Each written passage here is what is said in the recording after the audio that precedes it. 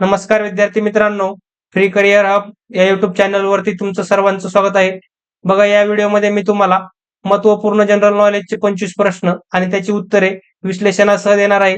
तुमची येणारी एमपीएससी ची भरती असो, महा टीएटी असो, पोलीस भरती असो, एसएससी स्टाफ सिलेक्शन कमिशन असो, रेल्वे भरती असो किंवा IBPS व इतर सर्व सरळ सेवा जी भरती आहे त्यासाठी उपयुक्त असे हे प्रश्न मी तुम्हाला या व्हिडिओमध्ये देणार आहे.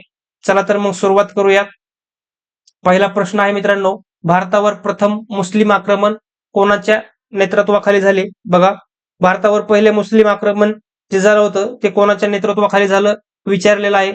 त्या प्रश्नाचं जे योग्य उत्तर आहे मित्रांनो, ऑप्शन क्रमांक ए, मोहम्मद बिन कासिम. मोहम्मद बिन कासिम याच्या नेतृत्वामध्ये भारतावर पहिलं मुस्लिम आक्रमण झालं होतं. त्यानंतर बघा, बाबर. बाबर हा मुघल साम्राज्याचा संस्थापक आहे मित्रांनो. मुघल साम्राज्य संस्थापक बाबर, मुघल साम्राज्य संस्थापक हे तुम्ही लक्षात ठेवायचं आहे. बाबर हा मुघल साम्राज्याचा संस्थापक होता. त्यानंतरचा प्रश्न बघा, 2 नंबरचा, सम्राट अशोक कोणत्या वंशातील होते? बघा, सम्राट अशोक जे होते ते कोणत्या वंशातील होते विचारलेला आहे. ऑप्शन ए आहे मौर्य, बी आहे गुप्त, सी आहे चालुक्य आणि डी आहे मुघल. 2 नंबरच्या प्रश्नाचं जे उत्तर आहे मित्रांनो, ऑप्शन क्रमांक ए, सम्राट अशोक हे मौर्य वंशातील होते. मौर्य वंशाचा जो संस्थापक आहे मित्रांनो, मौर्य वंशाचा संस्थापक बघा, संस्थापक जो आहे चंद्रगुप्त मौर्य. बघा, चंद्रगुप्त मौर्य, मौर्य वंशाचा संस्थापक होता चंद्रगुप्त मौर्य हा. त्यानंतर बघा, गुप्त वंशाचा संस्थापक मित्रांनो, बघा हे 2 नंबरचं गुप्त वंश, गुप्त वंशाचा जो संस्थापक होता श्रीगुप्त. गुप्त वंशाचा संस्थापक हा श्रीगुप्त होता. त्यानंतर चालुक्य वंशाचा जो संस्थापक होता मित्रांनो, चालुक्य वंशाचा जो संस्थापक होता पुलकेशीन. पुलकेशीन पहिला. बघा, चालुक्य वंशाचा जो संस्थापक होता पुलकेशीन पहिला. त्यानंतर बघा, मुघल साम्राज्याचा संस्थापक होता बाबर. आता मी सांगितलं तुम्हाला पहिल्या प्रश्नामध्ये, मुघल साम्राज्याचा संस्थापक बाबर हा होता. त्यानंतरचा प्रश्न बघा, स्वराज्य हा माझा जन्मसिद्ध हक्क आहे ही घोषणा कोणी केली? बघा, ऑप्शन ए आहे महात्मा गांधी, बी आहे लाला लजपत राय, सी आहे बाळ गंगाधर टिळक आणि डी आहे जवाहरलाल नेहरू. स्वराज्य हा माझा जन्मसिद्ध हक्क आहे ही घोषणा कोणी केली? त्याचं जे उत्तर असणार आहे मित्रांनो, ऑप्शन क्रमांक सी, बाळ गंगाधर टिळक. बाळ गंगाधर टिळक यांनी स्वराज्य हा माझा जन्मसिद्ध हक्क आहे ही घोषणा केली होती. त्यानंतरचा प्रश्न बघूयात, भारतातील कोणते शहर लोखंडी नगरी? बघा, भारतातील कोणते शहर लोखंड नगरी म्हणून ओळखले जाते? यामध्ये ऑप्शन ए आहे मुंबई, बी आहे रांची, सी आहे जमशेदपूर आणि डी आहे लखनौ. बघा, लोखंड नगरी म्हणून कोणत्या शहराला ओळखले जाते सांगायचे तुम्हाला. प्रश्न क्रमांक 4चं जे उत्तर असणार आहे मित्रांनो, ऑप्शन क्रमांक सी, जमशेदपूर. लोखंड नगरी जमशेदपूर शहराला ओळखतात. बघा, हे तुम्ही लक्षात ठेवायचे. बघा, पहिलं जे असणार आहे आपलं मुंबई, 7 बेटांचं शहर. मुंबईला काय म्हणतात तर 7 बेटांचे शहर मुंबई, 7 बेटांचे शहर. त्यानंतर बघा, रांचीला धबधब्याचं शहर, धबधब्यांचं शहर. धबधबा, रांचीला धबधबा शहर म्हणतात मित्रांनो, हे तुम्ही लक्षात ठेवायचंय, धबधबा शहर. त्यानंतर बघा, लखनौला नवाबांचे शहर, नवाबाचे शहर.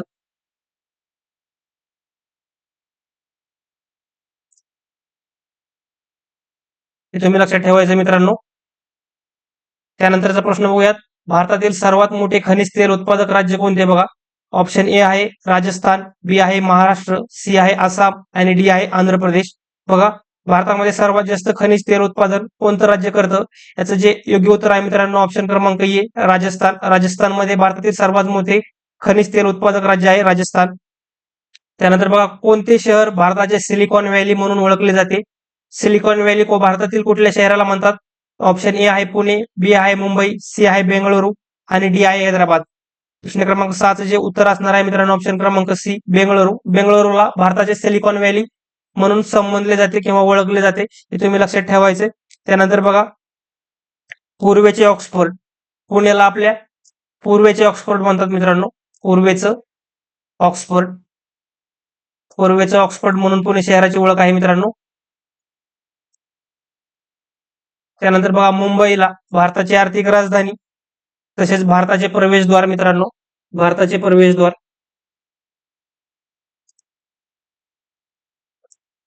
भारताचे प्रवेशद्वार. त्यानंतर बघा हैदराबादला मोत्यांचं शहर. हैदराबाद शहराला काय म्हणतात मित्रांनो, तर मोत्यांचं शहर. मोत्यांचे शहर हे तुम्ही लक्षात ठेवायचं मित्रांनो.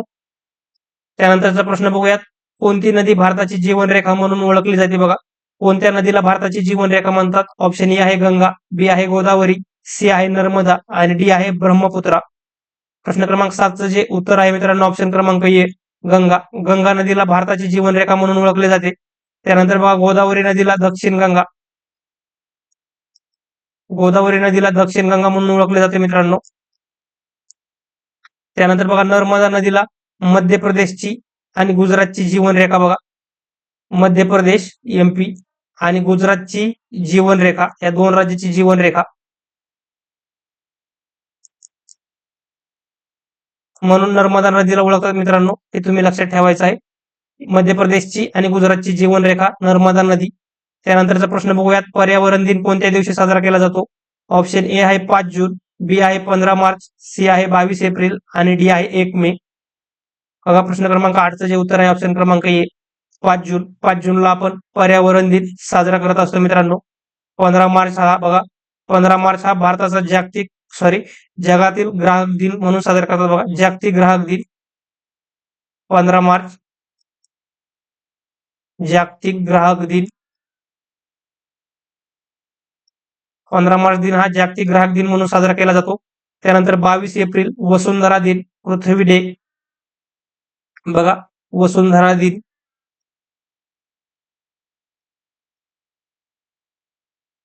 22 एप्रिल हा वसुंधरा दिन म्हणून साजरा करतात. त्यानंतर 1 मे आपला महाराष्ट्र स्थापना दिवस किंवा महाराष्ट्र राज्य दिन. महाराष्ट्र राज्य दिन.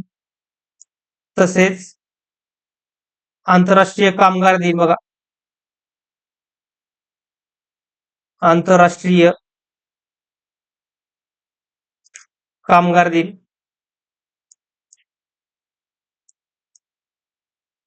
हे तुम्ही लक्षात ठेवायचे मित्रांनो. महाराष्ट्र राज्य 1 मे महाराष्ट्र राज्य दिन आणि आंतरराष्ट्रीय कामगार दिन. 15 मार्च जागतिक ग्राहक दिन आणि 22 एप्रिल हा वसुंधरा दिन. हे तुम्ही लक्षात ठेवायचं आहे. त्यानंतरचा प्रश्न बघूयात, भारतीय राज्यघटनेतील मूलभूत हक्क कोणत्या भागात दिले आहेत? ऑप्शन ए आहे भाग 2, बी आहे भाग 3, सी आहे भाग 5 आणि डी आहे भाग 8. प्रश्न क्रमांक 9चं जे उत्तर असणार आहे मित्रांनो, ऑप्शन क्रमांक बी भाग 3. भाग 3 मध्ये मूलभूत हक्क दिलेले आहेत बघा. हे तुम्ही लक्षात ठेवायचं आहे. भाग 2 मध्ये नागरिकत्व या संबंधी तरतुदी दिलेल्या आहेत बघा.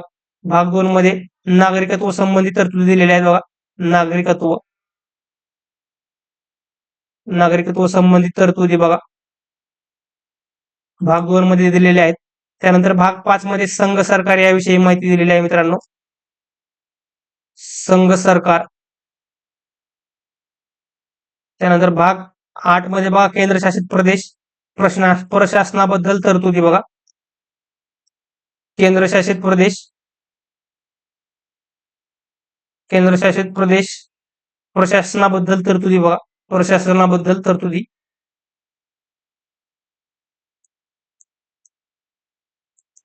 हे लक्षात ठेवायचं मित्रांनो. त्यानंतरचा प्रश्न बघूयात, खालीलपैकी कोणता ग्रह लाल ग्रह म्हणून प्रसिद्ध आहे बघा. कोणत्या ग्रहाला लाल ग्रह म्हणतात? ए आहे बुध, बी आहे शुक्र, सी आहे मंगळ, डी आहे गुरु. प्रश्न क्रमांक 10चं जे उत्तर असणार आहे ऑप्शन क्रमांक सी, मंगळ ग्रहाला लाल ग्रह म्हणून ओळखतात मित्रांनो. त्यानंतरचा प्रश्न बघा, संयुक्त राष्ट्र संघाची स्थापना कोणत्या वर्षी झाली? ऑप्शन ए आहे 1919, बी आहे 1939, सी आहे 1945 आणि डी आहे 1950. प्रश्न क्रमांक 11चं जे उत्तर असणार आहे ऑप्शन क्रमांक सी, 1945 बघा. 24 ऑक्टोबर 1945. 24 ऑक्टोबर 1945 ला संयुक्त राष्ट्र संघाची स्थापना झालेली आहे मित्रांनो.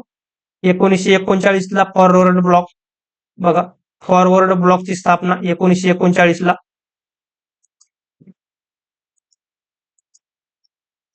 फॉरवर्ड ब्लॉकची जी स्थापना होती 1939 ला झालेली होती मित्रांनो. आणि 1950 ला बघा भारतीय निवडणूक आयोगाची स्थापना बघा, भारतीय निवडणूक आयोगाची स्थापना बघा 1949 ला झालेली मित्र 1950 ला झालेली आहे.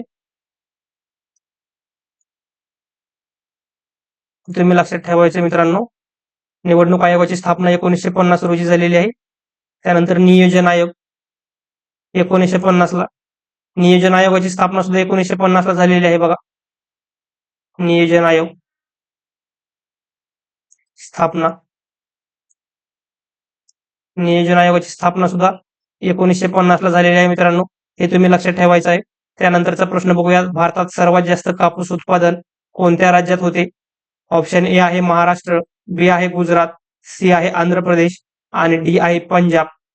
बघा सर्वात जास्त कापूस कोणत्या राज्यामध्ये पिकतो? प्रश्न क्रमांक 12चं जे उत्तर असणार आहे ऑप्शन क्रमांक बी, गुजरात राज्यामध्ये सर्वात जास्त कापूस पिकतो मित्रांनो. त्यानंतरचा प्रश्न आहे, भारताचा सर्वोच्च नागरी सन्मान कोणता आहे? ऑप्शन ए आहे भारतरत्न, बी आहे पद्मश्री, सी आहे वीरचक्र, डी आहे अशोक चक्र. प्रश्न क्रमांक 13चं जे उत्तर असणार आहे ऑप्शन क्रमांक ए, भारतरत्न. भारतरत्न हा भारताचा सर्वोच्च नागरी सन्मान पुरस्कार आहे मित्रांनो, हे लक्षात ठेवायचंय. पद्मश्री जो आहे मित्रांनो 4 नंबरचा सर्वोच्च नागरी पुरस्कार आहे बघा. 4 नंबरचा सर्वोच्च नागरी पुरस्कार पद्मश्री 4 नंबरचा. त्यानंतर बघूयात वीरचक्र. वीरचक्र आहे मित्रांनो भारताचा तिसरा सर्वोच्च लष्करी शौर्य पुरस्कार आहे बघा. भारताचा तिसरा सर्वोच्च लष्करी पुरस्कार, लष्करी शौर्य पुरस्कार, हे तुम्ही लक्षात ठेवायचं मित्रांनो. बघा वीरचक्र जो आहे भारताचा तिसरा सर्वोच्च लष्करी शौर्य पुरस्कार आहे. त्यानंतर अशोक चक्र हा भारताचा शांतता काळातील सर्वोच्च शौर्य पुरस्कार आहे बघा. अशोक चक्र जो आहे मित्रांनो शांतता काळात दिला जाणारा सर्वोच्च शौर्य पुरस्कार, सर्वोच्च शौर्य पुरस्कार अशोक चक्र आहे बघा. शांतता काळात सर्वोच्च पुरस्कार अशोक चक्र. त्यानंतर 3 नंबरचा सर्वोच्च लष्करी शौर्य पुरस्कार वीरचक्र. त्यानंतर 4 नंबरचा सर्वोच्च नागरी पुरस्कार पद्मश्री आणि भारताचा सर्वोच्च नागरी सन्मान पुरस्कार भारतरत्न, हे तुम्ही लक्षात ठेवायचे. त्यानंतरचा प्रश्न आहे, मालमत्ता कर कोणत्या स्तरावर आकारला जातो? बघा मालमत्ता कर जो आहे मित्रांनो तो कोणत्या स्तरावर आकारला जातो? ऑप्शन आहे केंद्र सरकार, राज्य सरकार, स्थानिक स्वराज्य संस्था आणि आंतरराष्ट्रीय संस्था. याचं जे उत्तर असणार आहे मित्रांनो, मालमत्ता कर हा स्थानिक स्वराज्य संस्था आकारत असते, हे लक्षात ठेवायचे तुम्ही. याचं जे उत्तर असणार आहे स्थानिक स्वराज्य संस्था. त्यानंतर प्रश्न क्रमांक 15, वन संवर्धन कायदा कोणत्या वर्षी लागू झाला? वन संवर्धन कायदा कोणत्या वर्षी लागू झाला?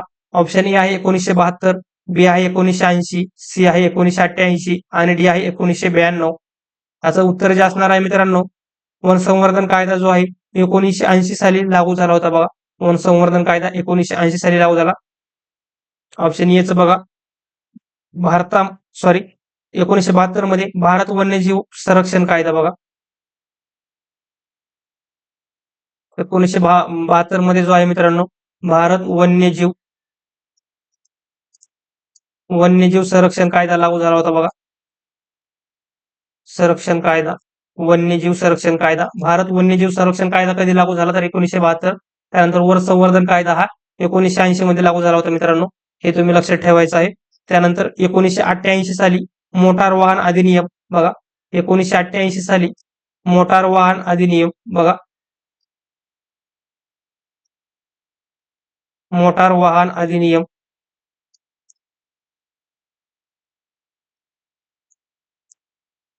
अधिनियम हा 1988 साली लागू झाला होता.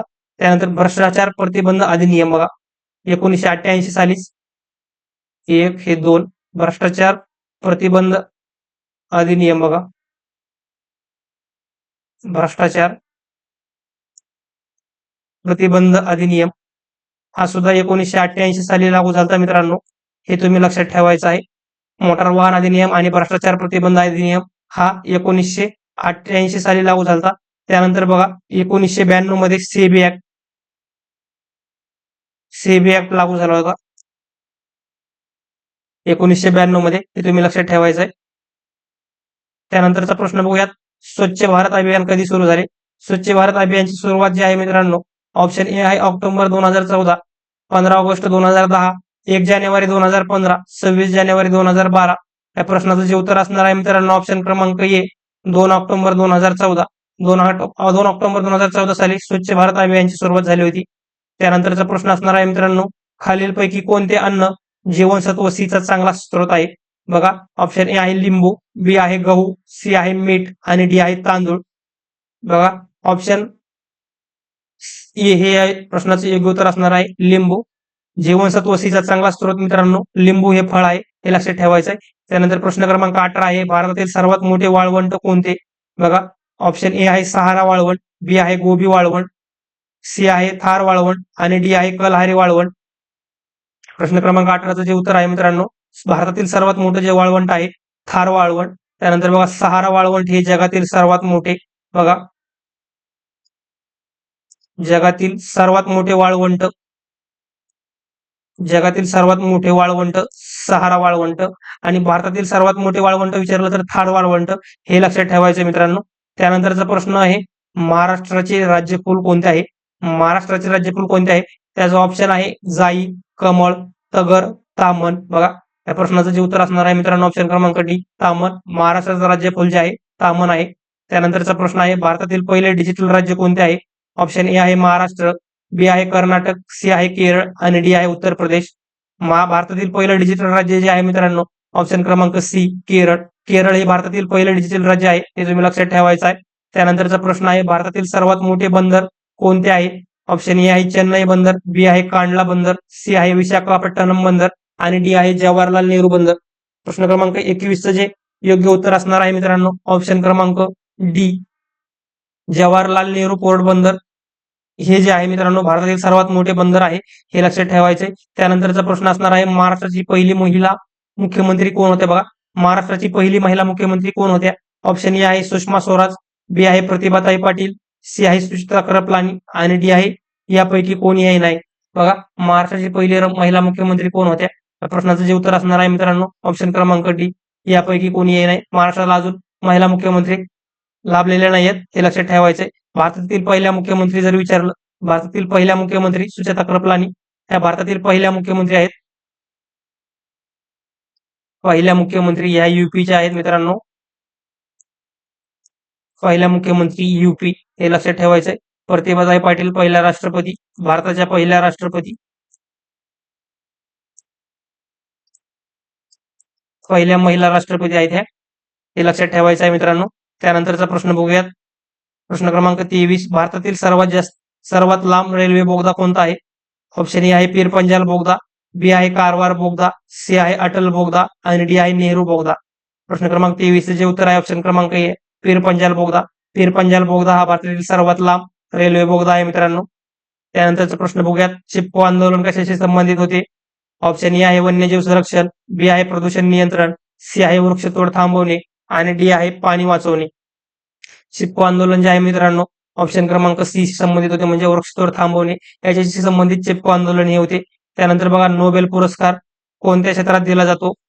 बघा, नोबेल पुरस्कार आहे जो आहे मित्रांनो कोणत्या क्षेत्रामध्ये दिला जातो? त्याचं जे योग्य उत्तर आहे मित्रांनो, ऑप्शन क्रमांक ए विज्ञान, साहित्य आणि शांतता. बघा, विज्ञान, साहित्य आणि शांतता या 3 क्षेत्रामध्ये नोबेल पुरस्कार दिला जातो.